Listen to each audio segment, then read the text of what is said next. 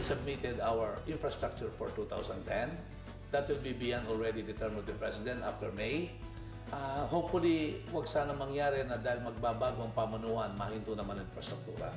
Kasi ang life, lahat ng tao sa area, lalo na sa mga depressed area like Eastern Samar, Western Samar, itong mga area natin ito, mga depressed area ito eh. Ang makakapag-vouch ng economy dyan is infrastructure. So sana yan ang huwag mahinto, magtuloy-tuloy ang mga releases nila para we could really realize completion of all these projects until even beyond the term of the President. We are very hopeful that this can also be done kasi alam ko naman kung sino man ang manalo o susunod na Pangulo, isang pagtutunan ng pansin ng ating infrastruktura pa rin. Lahat naman ito gustong iwan ng legacy ni Pangulong Gloria para sa mga kababayan natin at lalong mapaunlad ang kanilang kabuhayan at as well as yung peace and order na rin sa mga localities concerned kung saan yung mga projects. Infrastruktura, ating daan sa kaunlaran, tulay sa mas magandang kinabukasan.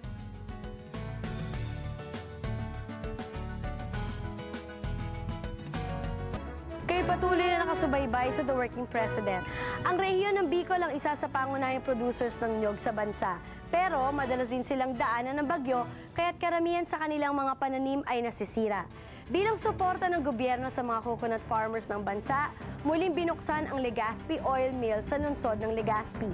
Ito'y sa tulong na rin ng Coconut Industry Investment Fund Oil Mills Group sa pamumuno ni Jesus Aranza. Kung paano sila natulungan, tunghayan po natin sa Focus.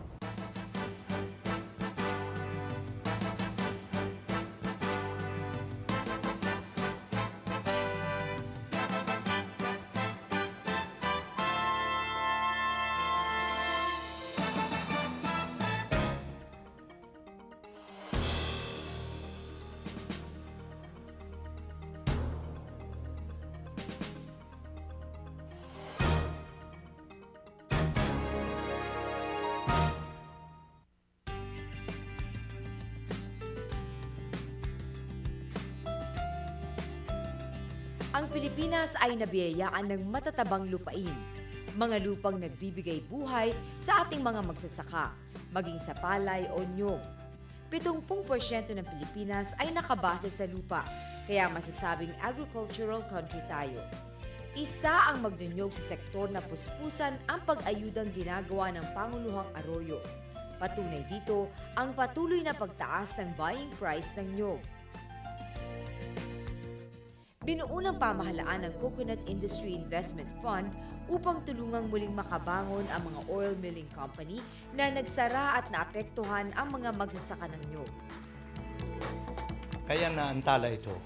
Nung kasing 2007, natatanda nyo, sunod-sunod bagyo ang tumama sa ating Bicol region at nagkapos ang kopra. So talagang mapapahinto. Pero dahil sa pagtutulungan ng Coconut Farmers Group, mayroon tayong mga kooperatiba na sila ngayon ang magdadala ng kopra sa atin. At parang magtutol lang sila. So ang pag-aari ng kopra at ang pag-aari ng langis ay pag-aari ng farmers. So itong tinatawag naming vertical integration ng farmers ay hindi lamang supplier, bagkus sila'y magiging may-ari ng mga langis na na-produce mula sa koprang kanilang dinala. So dahil sa organisasyon na yun, nagkaagapay ngayon ang CIF mills at saka mga farmers. So kaya, simula pa nung nakaraang linggo tuloy-tuloy na ang pag-andar nitong oil mill Malaking bagay yan sa ating mga coconut farmers sapagkat sila ay mabibigyan ng lugar upang madala ang kopra ng mga mills naman na pag-aari nila. So, yan ang sinasabi naming vertical integration in action. Ika-13 ng Agosto, personal na binisita ni Pangulong Gloria Macapagal-Arroyo ang Legazpi Oil Mill sa Barangay Arimbay, lungsod ng Legazpi. Ayon kay Doña Josefa Aquino, chairperson ng Legazpi Oil, napakalaking tulong ang ibinigay ni Pangulong Arroyo sa sektor ng magnunyog at sa mga negosyante ng oil milling. Para sa akin, yung mga Bicolano farmers, kasi kailangan nilang tulong. At yun, inilapit ko yung presidente at siya agad-agad binigyan niya ng interes ang kapakanan namin dito sa Bicol. Dahil hirap kami lagi sa mga typhoon, sa mga bagay-bagay dito na nakikita mo naman na lagi kaming tinatamaan ng either yung typhoon o yung itong Mayon volcano. So, salamat sa Diyos na finally we are open. Ang Legazpi Oil Company ay bahagi ng Grand Export Manufacturing Corporation.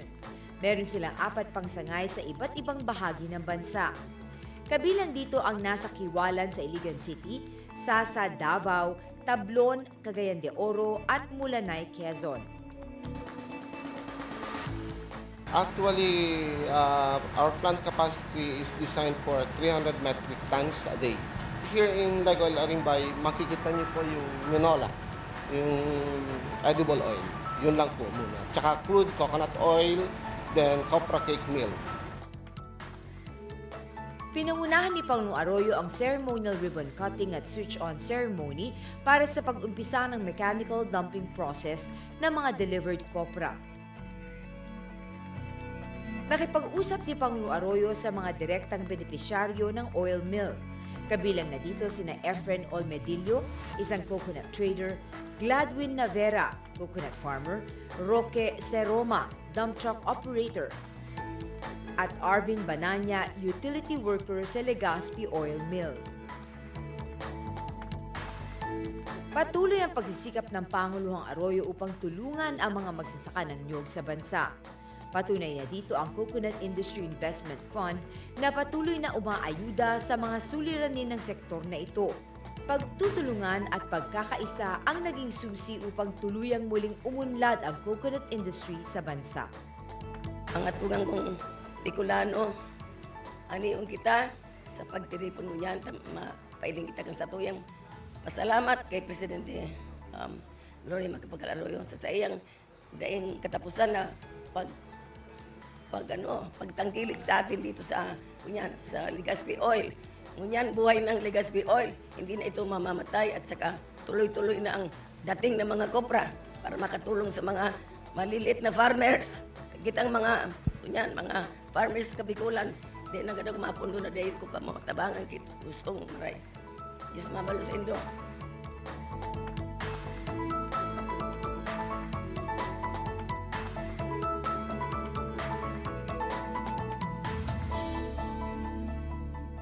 Dito na po nagtatapos ang ating programa. Pero bago kami magpaalam, gusto namin imbitahan ang lahat na samahan kaming ipagdiwang ngayong Agosto ang buwan ng wikang pambansa. Isa sa mga paraan para ipakita ang pagmamahal sa bansa ay ang pagmamalaki sa sariling wika. Maraming salamat sa inyong panahon at sa pagsama ninyo sa paghahatid ng mga magagandang balita. Ito po ang The Working President. Magkita-kita tayong muli sa susunod na linggo.